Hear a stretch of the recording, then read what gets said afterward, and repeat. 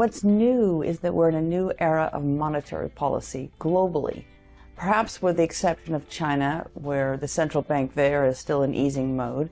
But all others, even recalcitrant Japan, is in the process of tightening monetary policy. And this has changed everything.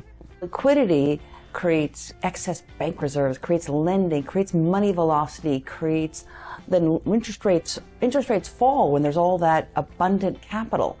So that's when asset prices rise. And we've seen a solid decade plus of massive asset price inflation until recently. And now we're paying the price of having all this money created. Valuation is back, so that's good. In that sense, I'm feeling encouraged because that means that the tools we use as a research team are now valid again. They were always valid, it's just the market didn't seem to want to care. When long duration stocks, those that produce earnings and cash flow, not today, not tomorrow, but sometime far in the future, when those stocks traded at massive valuations, that was really hard to stomach because that's just speculation. We have no idea if these companies can deliver. And as it turns out, the market's realizing that many of them can't. Are there any sectors now, either here or overseas, that are ridiculously, priced?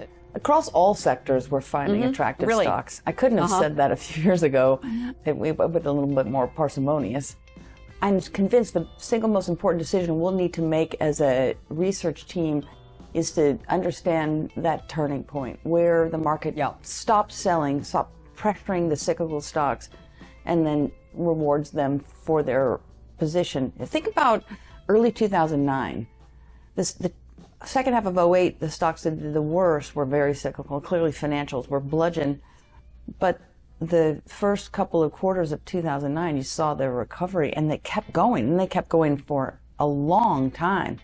So those cyclical areas that are doing poorly now may be carving energy out because it's got its own unique characteristics due to the Russian invasion of Ukraine.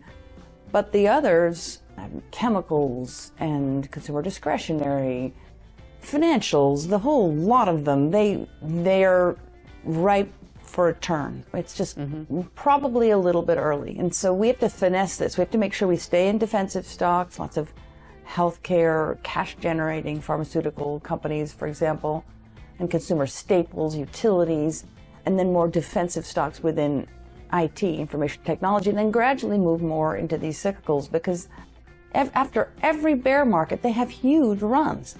And then the key is to get out of those and back into into a more diverse mix of defensives and cyclicals. Can you give me examples of some of the companies that you're in now that do have the defensive characteristics that you're talking about, that you're comfortable owning now, that still as a value investor are still attractively priced? Well, we do like the European pharmaceuticals, and it seems like almost all of them, from Novartis to GlaxoSmithKline to AstraZeneca to Roche.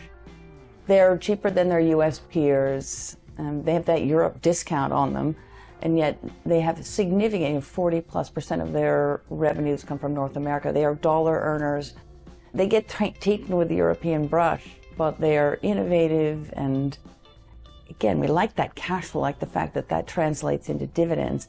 And I used to talk about dividends. Even in 2020, people would fall asleep at their desk, and now they're excited, like, ooh, cash, I want that.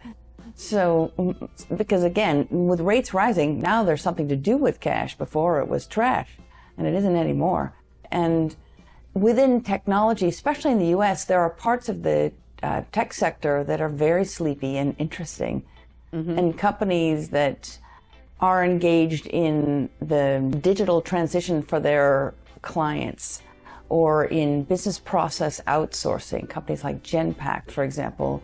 They take all various functions of their customers and then digitize them and automate them, and it's a huge cost savings.